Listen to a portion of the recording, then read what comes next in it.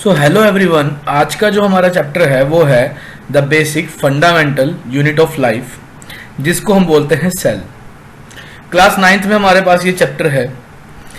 Cell से cell मिलकर tissue बनता है, वो हमारे पास नेक्स्ट चैप्टर है। उससे ऑर्गेनिजम्स बनता है, उसके अंदर क्या क्या फंक्शन होते हैं वो हम 10th क्लास में डिस्कस करेंगे। फिलहाल हम इतना डिस्कस करना है कि सेल क्या होता है, इसके क्या क्या इसके अंदर ऑर्गेन्स होते हैं और वो क्या क्या हमारे पास फंक्शंस परफॉर्म करते हैं। तो यहां हम चैप्टर करते हैं कि व्हाट इज सेल, कि सेल ये है क्या, जिसके बारे में इतनी बात हो रही है। सेल है क्या? ये जो है बेसिक बिल्डिंग ब्लॉक होता है सारे लिविंग ऑर्गेनिजम्स का। सारे के सारे प्लांट्स और सारे एनिमल्स, हम लोग भी जो है सेल से मिलकर बने हुए हैं। सबसे छोटी चीज होती है। फॉर एग्जाम्पल अगर मैं जैसे बात करूं, उसको बिल्डिंग ब्लॉक ऑफ लाइफ बोला जाता है। जैसे हमारे पास अगर हमने एक बिल्डिंग बनानी हो तो उसमें क्या होगा, ईंट से ईंट जोड़कर हमारे पास दीवार बनेगी, दीवारों से दीवारें जोड़ के हमारे पास कमरा बनता है और कमरे से कमरा जोड़ के हमारे पास घर बनता है। तो जो हमारे पास सेल है वो सबसे छोटी चीज हमारी पाई जाती है। और इसके अलग अलग शेप्स होते हैं, अलग अलग साइज होते हैं, जिनके हिसाब से जो है अपनी एक्टिविटीज जो है परफॉर्म करते हैं। तो इस सेल की डिस्कवरी किसने की थी? तो इस सेल की डिस्कवरी की थी रॉबर्ट हुक ने। रॉबर्ट हुक ने इसकी डिस्कवरी करी 1665 में। और इसने क्या देखा, एक कोक स्लाइस ली। कोक स्लाइस का मतलब क्या है, पेड़ की छाल इसने ली और इसने उसको नॉर्मल माइक्रोस्कोप में ऑब्जर्व किया। तो इसको जो है कुछ हनी कोम लाइक स्ट्रक्चर्स वहां पे नजर आए, जिसका नाम पड़ गया सेल। मैं आपको एक बात बता दूं, रॉबर्ट हुक ने डेड सेल्स जो है डिस्कवर किए थे। लेकिन अगर आपके पास क्वेश्चन सीधा आता है कि हु डिस्कवर सेल, तो आप सीधा आंसर लिखेंगे रॉबर्ट हुक। रॉबर्ट हुक के बाद हमारे पास जो है ल्यूवेनहॉक नाम से एक साइंटिस्ट आते हैं, जिन्होंने लिविंग सेल को डिस्कवर किया। इन्होंने एक तालाब में से जो है काई उठाई, उसको डिस्कवर किया, तो वो लिविंग सेल्स थे। तो अगर आपसे पूछा जाता है कि हु डिस्कवर लिविंग सेल्स, तो आप आंसर लिखेंगे उसमें ल्यूवेनहॉक। उसके बाद रॉबर्ट ब्राउन आते हैं, इन्होंने न्यूक्लियस की डिस्कवरी की। वो हम न्यूक्लियस क्या होता है आगे पढ़ेंगे। श्लेडिन और शॉन, दो साइंटिस्ट आते हैं जिन्होंने क्या बोला कि हर एक जो जिंदा चीज है वो हमारी सेल से मिलकर बनी है। बेशक वो प्लांट हो या एनिमल हो, वो हमेशा किससे मिलकर बनी है? सेल से मिलकर बनी है। उसके बाद हमारे पास साइंटिस्ट आए परकिंजी नाम से। इन्होंने क्या बोला, प्रोटोप्लाज्म, यानी कि सेल के अंदर एक लिविंग पार्ट भी है। सेल के अंदर एक कैसा पार्ट है? एक लिविंग पार्ट है, जिसको हम क्या बोल रहे हैं? प्रोटोप्लाज्म बोल रहे हैं। विर्चाउ नाम से साइंटिस्ट आए, उन्होंने बोला कि सेल जो है वो किससे बना है?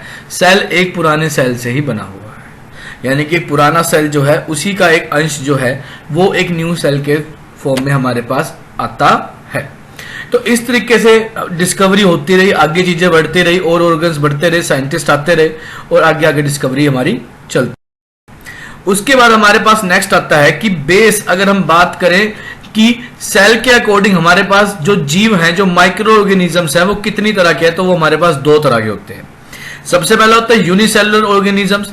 ये ऐसे ऑर्गेनिजम्स होते हैं जो एक ही सेल से मिलकर बने हैं। फॉर एग्जांपल अमीबा की बात करते हैं, पैरामीशियम की बात करते हैं।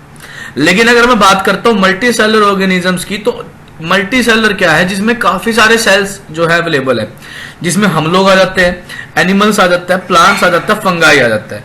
इसका डिस्कस हमारे पास 10th क्लास में भी है, रिप्रोडक्शन चैप्टर के अंदर, यूनिसेलुलर और मल्टी सेलुलर का। ठीक है, यूनिसेलुलर में आपके पास बैक्टीरिया, पैरामीशियम, एमीबा हमारे पास आ जाता है, जबकि मल्टी सेलुलर में हमारे पास ऑक्टोपस आ जाता है। ठीक है, पैट्रोमाइजोन आ सकता है, ह्यूमन बींग्स आ जाते हैं। तो ये हमारे पास दो तरह के ऑर्गेनिजम्स है, unicellular and multicellular. Cells की हमारे पास देखिए अलग अलग तरह की शेप्स होती हैं। सेल की हमारे पास अलग अलग तरह की शेप्स पाई जाती है। जैसे कि ये सेक्स सेल्स है, ये बेसिकली हमारे पास जो है, जो ये वाला टॉपिक है, ये हमारे पास क्या है? स्पर्म है। ठीक है, और ये जो हमारे पास एग शेप हमारे पास दे रखी है, जो कि हमारे पास एक फीमेल गैमेट होता है। ठीक है, अगर मैं बात करता हूं, देखिए नर्वस सेल है, ये नर्वस सेल है, इसको भी आप 10th क्लास में डिस्कस करेंगे। ये नर्वस सेल बेसिकली क्या काम करता है? ठीक है, हमारे जो मैसेजेस वगैरह हैं हमारे पास ब्रेन को ट्रांसफर करता है और ब्रेन से इसके पास एकदम से रिस्पॉन्स आता है। ब्लड सेल है, ओवल शेप में पाए जाते हैं। ये एपिथेलियल सेल है। हर तरीके का हमारे पास जो सेल है वो एक जो है अलग शेप उसके पास मौजूद होती है। साइजेस की बात करूं तो सेल्स हमारे पास अलग अलग साइजेस के पाए जाते हैं। सबसे जो सबसे लार्जेस्ट सेल पाया जाता है वो है हमारे पास ऑस्ट्रिच एग। ऑस्ट्रिच एग जो हमारे पास ये है, ये लार्जेस्ट सेल अभी तक का दुनिया में पाया गया है। लेकिन अगर मैं बात करता हूं सबसे स्मॉलेस्ट सेल की, तो वो है माइक्रोप्लाज्म। माइक्रोप्लाज्म पीपीएलओ इसका नाम है, जिसका फुल फॉर्म आपके पास मैंने लिखी हुई है यहाँ पे, प्लूरोन्यूमोनिया लाइक ऑर्गेनिजम्स। तो मैंने आपको इस तरीके से बता दिया कि सबसे लार्जेस्ट सेल हमारे पास कौन सा आता है और सबसे स्मॉलेस्ट सेल हमारे पास कौन सा आता है। नेक्स्ट हम बात करते हैं सेल के अंदर जो सबसे पहला हमारे पास टॉपिक आता है वो क्या है, वो है प्लाज्मा मेम्ब्रेन, जिसको हम सेल मेम्ब्रेन भी बोलते हैं। अब प्लाज्मा मेम्ब्रेन का सबसे पहला काम क्या होता है कि ये कोई भी चीज को एंट्री और एग्जिट करवाता है। किस चीज को अंदर लेना है, किस चीज को सेल के बाहर निकालना है, वो सारा काम प्लाज्मा मेम्ब्रेन करता है। ठीक है, इसीलिए इसका दूसरा जो हमारे पास नाम दिया गया है वो दिया गया है सिलेक्टिवली परमिएबल मेम्ब्रेन, ताकि क्योंकि ये जो है जो गुड थिंग्स हैं उनको एंट्री करता है और जो वेस्ट है उसको एग्जिट कर देता है। दूसरी इंपॉर्टेंट बात, जो प्लाज्मा मेम्ब्रेन है ये किस चीज से बनी होती है, लिपिड और प्रोटीन से बनी होती है। ये हमारे पास एनिमल और प्लांट सेल दोनों में पाई जाती है। सेमी परमिएबल है, सॉफ्ट हो तो इलास्टिक भी होती है। अगर मैं बात करता हूं एक सेल की, फॉर एग्जांपल अगर मैं एक हमारे पास यहाँ पे मैं एक सेल ड्रॉ करता हूं, तो सेल की जो आउटर कवरिंग है इसमें बीच में बेसिकली जो है हमारे पास न्यूक्लियस है। जो हमारे पास ये आउटर कवरिंग है इसको हम क्या बोलते हैं, इसको हम प्लाज्मा मेम्ब्रेन बोलते हैं। अब प्लाज्मा मेम्ब्रेन चीजों को अंदर बाहर तो कर रहा है, लेकिन किस प्रोसेस से करता है, ये करता है डिफ्यूजन से। अब डिफ्यूजन बेसिकली क्या है, the spontaneous movement of particle from higher concentration to lower concentration. Higher concentration to lower concentration से इसका अभिप्राय क्या है कि फॉर एग्जाम्पल अगर मैं बात करता हूं कि एक कमरे में एक जगह हमने अगरबत्ती जला दी है, तो उसकी जो खुशबू है वो सारे कमरे में, उसकी जो फ्रेग्रेंस है सारे कमरे में फैल जाती है और उस जगह जाती है जहां पे कंसंट्रेशन क्या है, लो है। तो basically spontaneous movement of particles from higher concentration to lower concentration. थोड़ा ये मिसप्रिंट यहां पर हो गया है, यहां पे कंसंट्रेशन आएगा। ठीक है, तो इसको हम क्या बोलते हैं, इसको हम डिफ्यूजन। नेक्स्ट हमारे पास आता है osmosis. Osmosis is a special kind of diffusion. Diffusion में पार्टिकल्स की मूवमेंट होती है, लेकिन ओस्मोसिस में क्या होता है, इसमें वाटर की मूवमेंट होती है हाइयर कंसंट्रेशन से लोअर कंसंट्रेशन। अब हम बात करते हैं कि अगर हम कोई एनिमल या प्लांट सेल को किसी शुगर, साल्ट और वाटर सॉल्यूशन में रखेंगे तो वहां पर क्या होगा। अगर आप इन प्लांट और एनिमल सेल को उसमें रखते हैं, अगर पानी बाहर ज्यादा है, कंसंट्रेशन बाहर ज्यादा है और अंदर कम है, तो जो सेल है वो सारा पानी अंदर गेन कर लेगा और वो स्वेल हो जाएगा। अगर दोनों बाहर, सेल के अंदर और सेल के बाहर दोनों साइड कंसंट्रेशन आपकी सेम है, तो वहां पे कोई भी मूवमेंट नहीं होगी, ना ही गेन होएगा और ना ही लॉस होएगा। अगर मैं मीडियम की बात करता हूं, ठीक है, अगर जो मीडियम है हमारे पास उसमें बाहर जो पानी है वो कम है, अंदर पानी ज्यादा है, तो वहां पर बेसिकली क्या होएगा, वहां पर अंदर का पानी बाहर निकल जाएगा जिससे कि वो श्रिंक हो जाएगा। तो इस तरीके से हमारे पास जो अमीबा है वो भी जो है इसी प्रोसेस से जो है खाना खाता है और निकालता है। बेसिकली इस प्रोसेस को हम एंडोसाइटोसिस बोलते हैं। अमीबा क्या करता है, अमीबा जो है फूड पार्टिकल के लिए दोनों साइड से सूडोपोडिया बनाता है। सूडोपोडिया बनाने के बाद वो उस फूड पार्टिकल को, जैसे डायग्राम में शो किया हुआ है, दोनों साइड से कैप्चर कर लेता है और इस तरीके से वो खाने को इनगल्फ कर लेता है। तो पहली चीज तो आपने ध्यान रखनी है कि अमीबा खाना किस प्रोसेस से खाता है, तो आपने याद रखना है एंडोसाइटोसिस से खाता है। बेसिकली ये भी एक तरीके से क्या हो रहा है, डिफ्यूजन हो रहा है। ठीक है, ओस्मोसिस हो रहा है कि पानी जो है बेसिकली अंदर कंसंट्रेशन कम है, बाहर ज्यादा है, बाहर की चीज अंदर आती है। लेकिन इस प्रोसेस को यहाँ हम एंडोसाइटोसिस बोलते हैं बिकॉज ये सूडोपोडिया यहाँ पे बनाता है और ये फूड को गेन कर रहा है, यहाँ पे पानी का लेना देना भी नहीं है। ओस्मोसिस हमारे पास दो तरह का होता है, एंडोस्मोसिस और एक्सोस्मोसिस। एंडोस्मोसिस क्या होता है कि जब वाटर की मूवमेंट होती है किसी सेल में सेमी परमिएबल मेम्ब्रेन से, उसको हम एंडोस्मोसिस बोलते हैं। ठीक है, फॉर एग्जाम्पल हमारे पास रेजिन्स है, कुछ किशमिश लेते हैं, उसको हम पानी में रख देते हैं। अगर किशमिश कम में जो किशमिश है वो हमारे पास श्रिंक है, अगर हम उसको पानी में रखते हैं तो बेसिकली क्या होएगा, जो बाहर का पानी है वो कहाँ आ जाएगा, अंदर की साइड आ जाएगा। जिसकी वजह से वो क्या कर जाएगी, स्वेल कर जाएगी। क्या कर जाएगी, वो स्वेल कर जाएगी। ठीक है, लेकिन अगर मैं बात करता हूं कि तो अगर बाहर का पानी अंदर आ रहा है तो उसको हम बोलते हैं एंडोस्मोसिस, लेकिन अगर movement of water out from the cell, अगर पानी हमारा बाहर निकल रहा है सेमी परमिएबल मेम्ब्रेन से, तो उसको हम क्या बोलते हैं, एक्सोस्मोसिस बोलते हैं। इसमें भी हमने सेम काम करना है। इस बार हमारे पास फूली हुई किशमिश है और उसको हमने रख दिया है कहीं पे भी, और उसने क्या देख रहे हैं हम कि बाहर पानी कम है, अंदर पानी ज्यादा है, तो अंदर का पानी कहाँ निकल जाएगा, बाहर निकल जाएगा। तो अगर पानी अंदर आता है तो एंडोस्मोसिस, अगर पानी बाहर निकलता है तो एक्सोस्मोसिस।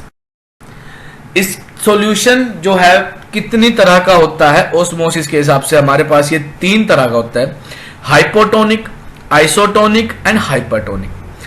अगर वही बात दोबारा रिपीट हो रही है सॉल्यूशंस में कि बाहर जो है कंसंट्रेशन वाटर की ज्यादा है, अंदर कम है, तो ये स्वेल कर जाएगा, बाहर का पानी अंदर आ जाएगा। आइसोटोनिक में दोनों साइड जो है कंसंट्रेशन बराबर रहती है, बाहर भी पानी उतना ही है, अंदर भी पानी उतना ही है, तो इसमें कोई भी सेल का साइज चेंज नहीं होता। हाइपरटोनिक की अगर मैं बात करता हूं तो इसमें जो कंसंट्रेशन है वो अंदर ज्यादा होती है, बाहर कम होती है, तो सेल जो है श्रिंक कर देता है, अपना पानी बाहर निकाल देता है। इसके बाद हम बात करते हैं सेल वॉल की। सेल वॉल क्या है? सेल वॉल सबसे इंपॉर्टेंट बात तो पहले यही है कि ये हमारे पास प्लांट सेल में ही पाई जाती है, ये एनिमल सेल्स में पाई नहीं जाती। परमिएबल होती है, हार्ड होती है और ये रिजिड भी होती है। बनी किससे होती है? ये कॉम्प्लेक्स कार्बोहाइड्रेट से बनी होती है, जिसको हम सेल्यूलोज बोलते हैं। प्लाज्मा मेम्ब्रेन अलग चीज थी, वो किससे बनी हुई थी? लिपिड से और प्रोटीन से। सेल वॉल किससे बनी हुई है? सेल्यूलोज से बनी हुई है। रिजिडिटी प्रोवाइड करती है, स्ट्रेंथ प्रोवाइड करती है। It protects the plasma membrane and inner cell organelles.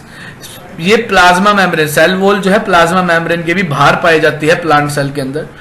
कोई भी खराब चीज को ये प्लांट के अंदर नहीं आने देती, ठीक है। और प्लांट को मतलब जो है स्ट्रेंथ प्रोवाइड करती है, उसकी शेप प्रोवाइड करती है। जब कभी कभार क्या होता है कि जो सेल जो है, साइटोप्लाज्म जो है श्रिंक हो जाता है, ठीक है, तो उस टाइम उसकी शेप ना बिगड़ जाए तो सेल वॉल उसको बचाती है। लेकिन अगर श्रिंक जैसे हो रहा है तो इस प्रोसेस को हम प्लाज्मोलाइसिस बोलते हैं। सेल को टूटने से बताती है, उसका डेसिसिएशन होने से ये रोकती है। तो सेल वॉल प्लांट सेल में पाई जाएगी, सेलुलोज से बनी होगी, परमिएबल है, हार्ड है, रिजिड है, स्ट्रेंथ प्रोवाइड करेगी। प्लाज्मा मेम्ब्रेन के भी बाहर पाई जाएगी, उसको भी प्रोटेक्ट करेगी। कोई फंगी बैक्टीरिया ना आ जाए, कुछ सामान अंदर खराब ना हो जाए, उससे प्रोटेक्ट करेगी। ट्रांसपोर्ट करती है इन और आउट सेल में, मेंटेन करती है उसकी शेप को जब वो उसका प्लाज्मोलाइसिस होता है, और सेल को टूटने से रोकती है। एग्जाम्पल, आपको बाउंड्री तभी पता लगती है, बाउंड्री होगी तभी पता लगेगी कोई चीज अलग है। अगर बाउंड्री नहीं होगी तो सारा कुछ होएगा। तो वही चीज न्यूक्लियर रीजन में जो है, जो न्यूक्लियर रीजन है वो एब्सेंट होता है प्रोकैरियोटिक के अंदर, क्योंकि इसमें न्यूक्लियर मेम्ब्रेन मौजूद नहीं है। यूकैरियोटिक के अंदर न्यूक्लियर मेम्ब्रेन होती है, तो हमें अलग से जो न्यूक्लियस है वो दिखाई देता है। प्रोकैरियोटिक के अंदर सिंगल क्रोमोसोम्स होते हैं, लेकिन यूकैरियोटिक के अंदर जो है हमारे एक से ज्यादा क्रोमोसोम्स पाए जाते हैं। न्यूक्लियोल्स एब्सेंट होता है प्रोकैरियोटिक में, यूकैरियोटिक में प्रेजेंट होता है। फिर वही बात आ जाती है membrane bound cell organelles. Membrane नहीं है तो सेल ऑर्गेनल्स वो वाले मौजूद नहीं है। सेल ऑर्गेनल्स अगर मौजूद है तो यूकैरियोटिक के अंदर ही मौजूद है। सेल डिवीजन प्रोकैरियोटिक में फिजन और बडिंग से होएगा, जो आप 10th क्लास में आगे पढ़ेंगे। यूकैरियोटिक में मियोटिक और मायोटिक से होएगा, वो आप इसी क्लास में आगे वीडियो में आपके पास अवेलेबल है। प्रोकैरियोटिक के एग्जांपल में आ जाएगा बैक्टीरिया सेल, और यूकैरियोटिक के सेल में एग्जांपल आ जाएगा ओनियन सेल। आपके पास एनसीईआरटी एग्जाम्पलर में क्वेश्चन भी है कि what are the difference between a bacteria cell and an onion cell, तो उसमें आपने प्रोकैरियोटिक सेल और यूकैरियोटिक सेल ही लिखनी है। न्यूक्लियस के base, nuclear region, nuclear membrane, membrane होगी तो यूकैरियोटिक है, नहीं होगी तो प्रोकैरियोटिक। नेक्स्ट आता है हमारे पास साइटोप्लाज्म में। बार बार सेल के साइटोप्लाज्म की बात करते हैं। तो जो एक तो न्यूक्लियस हो गया, अगर मैं बात करता हूं कि फॉर एग्जांपल हमारे पास ये सेल है, ठीक है, चलो इसमें हमने एक छोटा सा न्यूक्लियस अलग से बना दिया है, ठीक है। जो बाकी का ये वाला सारा पार्ट है, जो बाकी का ये सारा पार्ट है, इसमें क्या मिलेगा आपको? साइटोप्लाज्म मिलेगा। ये एक फ्लूइड है जिसके अंदर हमारे पास सेल ऑर्गेनल्स है, ठीक है, अब वो ऑर्गेनल्स क्या क्या काम करते हैं, किस किस तरीके से चलते हैं, क्या क्या एक्टिविटी परफॉर्म करते हैं, ये सारा हमने आगे इसमें पढ़ना है। तो सबसे पहले हमारे पास आता है एक पार्ट नहीं है बेसिकली, एक ये जरूरी है समझना, राइबोसोम्स। राइबोसोम्स क्या है, तो एक बात तो ध्यान रखना, इसको प्रोटीन फैक्ट्री बोलते हैं क्योंकि ये प्रोटीन बनाता है। दूसरी बात, इसकी मेम्ब्रेन नहीं है, इसकी कोई भी मेम्ब्रेन नहीं है। प्रोटीन बनाता है, प्रोकैरियोटिक में भी होता है और यूकैरियोटिक में भी होता है। तो अगर आपके पास बोला जाए कि which organelle is known as the protein factory, तो आंसर सीधा आंखें बंद करके आपने राइबोसोम्स लगा देना है। राइबोसोम्स हमने क्यों पढ़ा, अब हम देखेंगे कि हमारे पास सबसे पहला जो पार्ट आता है वो आता है कौन सा, एंडोप्लाज्मिक रेटिकुलम, ER हम इसको बोलते हैं। मेम्ब्रेन नेटवर्क है, लूमेन से भरा होता है। इसके काम क्या क्या है, एक तो ये प्रोटीन बनाता है, लिपिड्स बनाता है, मेटाबॉलिक प्रोडक्ट्स बनाता है और उनका सेक्रेशन करता है। सेल प्लेट बनाने में हेल्प करता है, न्यूक्लियर मेम्ब्रेन बनाने में हेल्प करता है। कब, जब सेल डिवीजन होएगा। ये बहुत ज्यादा प्रोड्यूस करता है न्यू सेलुलर के लिए पार्ट्स।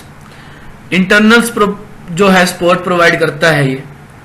अगर हम डायग्राम के अंदर बात करें, देखिए न्यूक्लियर पोर, न्यूक्लियर एनवलप, और यहाँ पे हमारे पास रफ एंडोप्लाज्मिक, हमारे पास दो तरह के दिखाए होते हैं, एक स्मूथ होता है और एक रफ होता है। डायग्राम में इसमें जो है रफ मेंशन नहीं है, ठीक है। अब हम बात करते हैं कि इसके टाइप्स कौन से होते हैं और इसके टाइप्स क्या क्या काम करते हैं। टाइप्स इसके यही काम करेंगे जो आपके पास स्क्रीन पे अवेलेबल है, प्रोटीन और लिपिड बनाना, ठीक है। लेकिन कौन सा टाइप क्या करता है वो हम डिस्कस करते हैं। तो हमारे पास दो टाइप्स है, rough endoplasmic reticulum and smooth endoplasmic reticulum. Rough के अंदर क्या है, राइबोसोम्स मौजूद हैं, यहां पे प्रोटीन बनता है। ध्यान रखना, प्रोटीन राइबोसोम्स के अंदर बनता है और राइबोसोम्स कहां मौजूद है, रफ एंडोप्लाज्मिक रेटिकुलम के पास। जबकि स्मूथ का काम क्या है, लिपिड और फैट बनाना। Some of the protein and lipid help in building cell membrane. कुछ लिपिड और प्रोटीन इसमें से सेल मेम्ब्रेन बनाने में भी मदद करते हैं। नो डिटॉक्सिफाइंग कैपेबिलिटी, यानी कि अगर बाहर से कोई चीज आ जाती है, कोई भी मतलब पॉइजनस चीज आ जाती है, कोई भी अनवांटेड केमिकल हमारे पास इसमें आ जाता है, तो बेसिकली रफ एंडोप्लाज्मिक उसका कुछ नहीं करता, लेकिन स्मूथ वाला उसके ऊपर एक्शन करता है और उसको खत्म कर देता है, ठीक है। जो स्मूथ वाला है वो खत्म तभी करेगा क्योंकि उसके पास कीटाणु है, और कीटाणु को हम क्या बोलते हैं, एंजाइम्स बोलते हैं। ये एंजाइम्स भी बनाता है और हार्मोन भी बनाता है। अगर मैं बात करूं रफ एंडोप्लाज्मिक रेटिकुलम की, तो ना ये एंजाइम्स बनाता और ना ही ये हार्मोन बनाता। सिर्फ रफ का काम क्या है, ये प्रोटीन बनाता है। ये क्या बनाता है, सिर्फ प्रोटीन बनाता है। नेक्स्ट हमारे पास आता है गोल्जी अपरेटस। गोल्जी अपरेटस जो है, इसकी डिस्कवरी के बाद इसका जो है नाम रखा गया, कैमिलो गोल्जी ने जो है इसकी डिस्कवरी की, जिसका नाम दिया था, ठीक है। ये एक स्मूथ सेट है, फ्लैटन मेम्ब्रेन है, जिसको हम किस्टने बोलता है, ठीक है। पैरेलल है, ध्यान दीजिए अगर आप डायग्राम देख पा रहे हैं, ठीक है। तो इसमें ये जो सारा का सारा है, एक के ऊपर एक पैरेलल शेप में लगे हुए हैं, ठीक है। जो आउटर एज होता है किस्टने का, वो ट्यूबल वेसिकल्स आर प्रेजेंट वहां पे मौजूद होते हैं। ये देखिए डायग्राम में दिया भी हुआ है कि यहाँ पे जो एक मतलब यानी कि जो क्रिस्टन है, जो पैरेलल होती है, इसके बिल्कुल एंड पे यहाँ पे जो है हमारे पास ट्रांसपोर्ट वेसिकल्स ट्यूबल्स मौजूद होते हैं, ठीक है। प्लांट सेल के अंदर जो गोल्जी अपरेटस है, इसके अंदर अनकनेक्टेड यूनिट होती है जिसको हम डायक्टोसोम्स बोलते हैं। गोल्जी अपरेटस का काम क्या है, देखो प्रोटीन वहां बन गया था एंडोप्लाज्मिक रेटिकुलम में, फैट वहां बन गया था एंडोप्लाज्मिक रेटिकुलम में, तो अब गोल्जी अपरेटस उसको आगे ट्रांसपोर्ट भी तो करेगा, ठीक है। अब हम बात करते हैं, तो सेक्रेटरी ऑर्गेनल है, ये पैकिंग करता है, डिस्पैचिंग करता है उन चीजों की, ठीक है, और उसको सेल के अंदर बाहर ट्रांसपोर्ट करता है, ठीक है। दूसरा जो सबसे इंपॉर्टेंट काम ये करता है, वो करता है ये लाइजोसोम्स बनाता है। लाइजोसोम्स क्या है वो हम आगे डिस्कस करेंगे। गोल्जी अपरेटस जो है वो इन्वॉल्व होता है किस चीज में, सिंथेसिस ऑफ मैनी सब्सटेंस, जैसे कि पॉलीस्काराइड्स और ग्लाइकोप्रोटीन। फर्स्ट दो पॉइंट आपको याद करने हैं कि ये पैकेजिंग करता है, डिस्पैचिंग करता है मटेरियल की, ठीक है। ये क्या करता है, एंडोप्लाज्मिक रेटिकुलम से सारा सामान लेता है, सामान लेने के बाद उसकी छोटे छोटे वेसिकल्स में उसकी कन्वर्ट करेगा, ठीक है, कॉम्प्लेक्स से सिंपल बनाएगा और उसके सेल के अंदर बाहर ट्रांसपोर्ट करेगा, और दूसरा काम ये लाइसोसोम्स बनाता है। लाइसोसोम्स क्या होते हैं, इनका काम क्या है, अब हम वो डिस्कस करते हैं।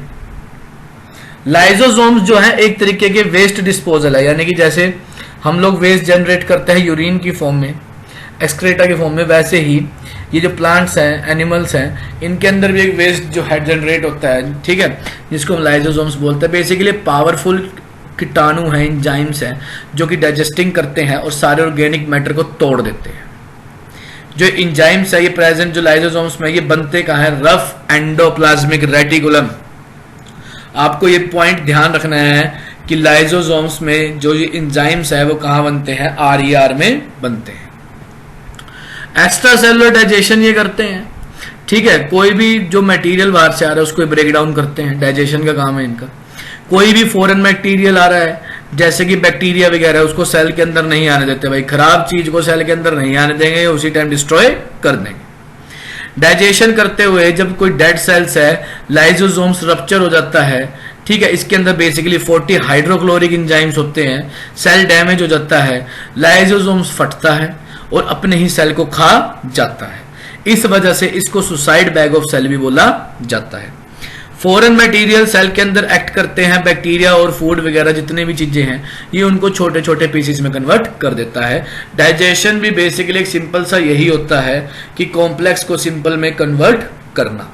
लाइसोसोम से काम करता है क्योंकि इसके पास एंजाइम्स है। एंजाइम्स कौन बनाता है, रफ एंडोप्लाज्मिक रेटिकुलम बनाते हैं, ठीक है। सेल अगर मतलब कि एज्ड हो जाता है, लाइसोसोम्स रप्चर हो जाता है, तो ये अपने सेल को खुद ही खा जाता है, खुद ही डाइजेस्ट कर देता है, क्योंकि इसके पास बहुत पावरफुल 40 हाइड्रोक्लोरिक एंजाइम्स मौजूद हैं और इसीलिए इसको सुसाइड बैग बोला जाता है। लाइसोसोम्स के बाद हमारे पास जो नेक्स्ट ऑर्गेनल आता है वो आता है mitochondria. Mitochondria rod shape structure होता है, डबल मेम्ब्रेन है ये। जो आउटर मेम्ब्रेन है वो स्मूथ होती है और जो इनर मेम्ब्रेन है वहां पे फिंगर लाइक प्रोजेक्शंस होते हैं। आप डायग्राम में देख रहे हैं फिंगर लाइक प्रोजेक्शन यहाँ पे मौजूद है, ठीक है। ये फिंगर लाइक प्रोजेक्शंस क्या करते हैं, ये देखिए लिखा हुआ है इनर मेम्ब्रेन, ये फिंगर लाइक प्रोजेक्शन है। ये क्रिस्टियाइज को हम बोलते हैं, सरफेस एरिया को इंक्रीज कर देता है। फॉर एग्जांपल अगर चीज प्लेन है तो वहां पे स्टोरेज जो है वो कम होएगी, लेकिन अगर ऐसे फिंगर लाइक प्रोजेक्शंस हमारे पास मौजूद होंगे तो वहां पे हमारे पास जो है सरफेस एरिया इंक्रीज हो जाएगा। इसके अंदर एक्स्ट्रा न्यूक्लियर डीएनए होता है और इसको पावर हाउस ऑफ सेल बोला जाता है। पावर हाउस ऑफ सेल का मतलब ये सेल को एनर्जी प्रोवाइड करता है सारे काम करने के लिए। माइटोकॉन्ड्रिया को स्टेंज ऑर्गेनल भी बोला जाता है क्योंकि इसके पास अपना डीएनए है, इसके पास अपने राइबोसोम्स हैं और ये अपना प्रोटीन खुद बनाता है, इसलिए इसको स्ट्रेंज ऑर्गेनल बोला जाता है। अब बात करते हैं कि ये सेलुलर रेस्पिरेशन और फॉर्मेशन ऑफ एटीपी। एटीपी क्या होता है, एटीपी की फुल फॉर्म होती है एडिनोसाइन ट्राइफॉस्फेट। क्योंकि अब माइटोकॉन्ड्रिया अपना प्रोटीन बना रहा है भाई, ठीक है। रेस्पिरेशन बेसिकली एनर्जी प्रोड्यूस करना होता है, तो एटीपी वहां पे बनता है एडिनोसाइन ट्राइफॉस्फेट, जो कि एनर्जी करेंसी ऑफ सेल है। जो बेसिकली हमारे पास क्या होता है, एनर्जी करेंसी ऑफ सेल, ठीक है। तो ये सारा काम माइटोकॉन्ड्रिया करता है। दोबारा बता रहा हूं मैं एक बार, डबल लेयर मेम्ब्रेन है, बाहर वाली मेम्ब्रेन स्मूथ है, अंदर वाली इसके पास फिंगर लाइक प्रोजेक्शंस होते हैं जिसको हम क्रिस्टिया बोलते हैं। सरफेस एरिया इंक्रीज करता है, एक्स्ट्रा डीएनए होता है, पावर हाउस ऑफ सेल बोला जाता है क्योंकि ये सेल को एनर्जी प्रोवाइड करता है। अब एनर्जी करेंसी किस रूम में स्टोर होती है, एटीपी, जिसको हम बोलते हैं एडिनोसाइन ट्राइफॉस्फेट। स्ट्रेंज ऑर्गेनल इसको बोला जाता है क्योंकि इसका अपना खुद का डीएनए, राइबोसोम्स और ये खुद अपना प्रोटीन बनाते हैं। माइटोकॉन्ड्रिया के बाद नेक्स्ट हमारे पास टॉपिक आता है प्लास्टिड। प्लास्टिड क्या है, ये भी डबल मेम्ब्रेन है, प्लांट सेल में पाया जाता है, एनिमल सेल में नहीं पाया जाता। प्लास्टिड एक फ्लूइड मटेरियल है, ठीक है, जिसको हम स्ट्रोमा बोलते हैं, जिसके अंदर स्ट्रोमा जो है प्लास्टिड के अंदर मौजूद होता है और काफी सारी इसके अंदर मेम्ब्रेन लेयर्स होती है। आप डायग्राम में देख भी रहे हैं, ये जो मेम्ब्रेन लेयर है देखिए, ये काफी सारी यहाँ पे मेम्ब्रेन लेयर जो है मौजूद इसमें है। नेक्स्ट हमारे पास आता है कि प्लास्टिड जो है माइटोकॉन्ड्रिया की तरह है, लेकिन इसके पास क्रिस्टिया नहीं होता, लेकिन इसके पास एक्स्ट्रा न्यूक्लियर डीएनए होता है, ठीक है। लेकिन प्लास्टिड हमारे पास दो तरह के, ल्यूकोप्लास्ट और क्रोमोप्लास्ट। ल्यूकोप्लास्ट किसको बोलते हैं हम, ये कलरलेस होता है, कलरलेस प्लास्टिड है, कोई पिगमेंट इसके अंदर मौजूद नहीं है। इसका काम सिंपल सा क्या होता है, स्टार्च, ऑयल ड्रॉप्स और प्रोटीन को फॉर्मेट करना और उसको स्टोरेज करना।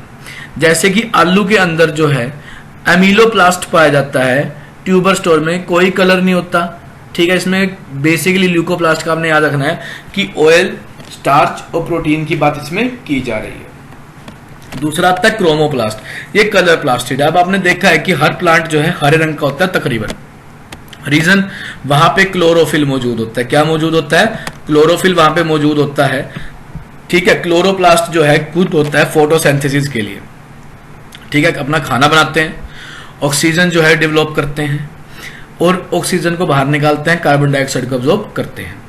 ब्लू ग्रीन प्लांट है, उसके अंदर भी हमारे पास क्रोमोप्लास्ट जो है प्रेजेंट होता है। अलग अलग तरह के कलर्स होते हैं फ्लावर्स में, प्लांट्स अलग अलग तरह के होते हैं। अब हमारे पास हम अपना खाना खुद नहीं बनाते, हम लोग बोलते हैं कि मम्मी खाना बनाते, मम्मी खाना नहीं बनाती, मम्मी खाना पकाती है।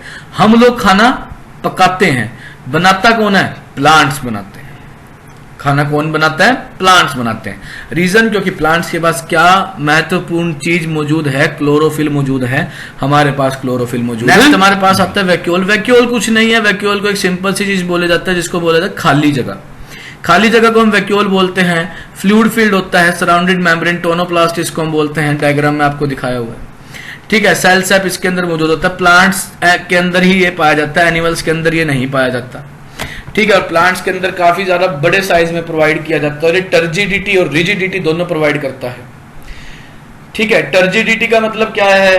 बेसिकली प्लांट्स को खत्म होने से रोकना। किससे रोकना? प्लांट्स को खत्म होने से रोकना। रिजिडिटी ठोसपन होता है।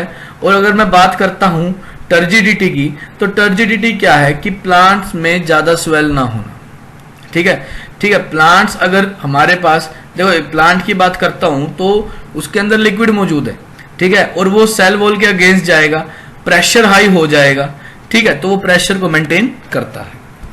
अगर मैं दूसरी तरफ बात करता हूं कि फॉर्मिंग फूड वैक्यूल, अभी मैंने अवीवा का पीछे एग्जांपल बताया था, तो खाली जगह उसके अंदर मौजूद होते हैं तभी उसमें वो फूड को एंटर करने देता है। एक्सेस वाटर को रिमूव कर देता है, फालतू का पानी इसको नहीं चाहिए, ठीक है, जितनी मात्रा में मौजूद है। तो बेसिकली अगर मैं बात करूं सिर्फ एक लाइन में, तो वैक्यूल्स क्या करता है? टर्जिडिटी, रिजिडिटी प्रोवाइड करता है ताकि उसके अंदर amino acid, sugar, organic acid और प्रोटीन स्टोर हो सके। दूसरी बात, ये स्टोरेज का काम करता है। इन्हीं के बेस पे प्लांट सेल और एनिमल सेल के बीच में डिफरेंस आता है, ठीक है। प्लांट सेल में सेल वॉल मौजूद है, एनिमल सेल में वो नहीं होता। प्लांट्स में प्लास्टिड प्रेजेंट होता है, एनिमल सेल में वो मौजूद नहीं होता। प्लांट्स में वैक्यूल मौजूद होते हैं लार्ज साइज में, एनिमल सेल में असल में तो होता नहीं, और होता है तो बहुत ज्यादा छोटा होता है। प्लांट्स में सेंट्रियोल्स एब्सेंट होते हैं, लेकिन एनिमल सेल में जो है सेंट्रियोल्स प्रेजेंट होते हैं। इसके बाद अगर एक रिमेंबर की बात करूं तो ध्यान दीजिए, डबल मेम्ब्रेन वाले हमारे पास कौन कौन से? न्यूक्लियस है, माइटोकॉन्ड्रिया है, प्लास्टिड है। सिंगल मेम्ब्रेन हमारे पास कौन कौन से? वैक्यूल्स है, लाइसोसोम्स है, एंडोप्लाज्मिक रेटिकुलम और गोल्जी अपरेटस है। और जिनके पास मेम्ब्रेन होती नहीं वो कौन कौन से? राइबोसोम्स है और सेंट्रोसोम्स है। लास्ट हमारे पास इस चैप्टर का जो टॉपिक आता है वो आता है सेल डिवीजन। अब बेसिकली सेल डिवीजन क्या है? ये जब एक पेरेंट सेल आगे टूटता है और आगे टूटने के बाद और डॉटर सेल्स बनाता है, तो उसको हम सेल डिवीजन बोलते हैं। हमारे पास ये दो तरह में है, एक है मिटोसिस, एक है मियोसिस। मिटोसिस की बात करूं तो हमारे पास एक पेरेंट सेल है, डीएनए रेप्लिकेट होएगा, दो हिस्सों में टूटेगा और यहाँ पे दो डॉटर सेल हमारे पास बनेगी। लेकिन अगर मैं बात करता हूं मियोसिस में, तो वहां पे एक पेरेंट है, डीएनए रेप्लिकेट होएगा और वहां से कितने बनेंगे? दो हिस्सों में टूटेंगे और आगे फिर जो नेक्स्ट है वो भी आगे 4 डॉटर सेल्स बनाएगा। तो ये एक तरीके से हमारे पास आता है मिटोसिस और एक तरीके से हमारे पास कौन सा आता है? मियोसिस आता है। मिटोसिस की अगर मैं बात करूं तो इसमें हमारे पास क्या है? दो जेनेटिकली आइडेंटिकल डॉटर सेल बनते हैं। इसमें कितने बनते हैं? दो जेनेटिकली आइडेंटिकल डॉटर सेल बनते हैं, ठीक है। लेकिन अगर मैं बात करता हूं मियोसिस की, तो मियोसिस क्या है? इसमें डिवीजन होती है, इसमें टूट जाते हैं, इसमें जो है अलग अलग हिस्सों में बट जाते हैं। तो हमारे पास सेल डिवीजन दो तरह का होता है, मिटोसिस और मियोसिस। तो ये था आपका complete chapter. Thank you so much.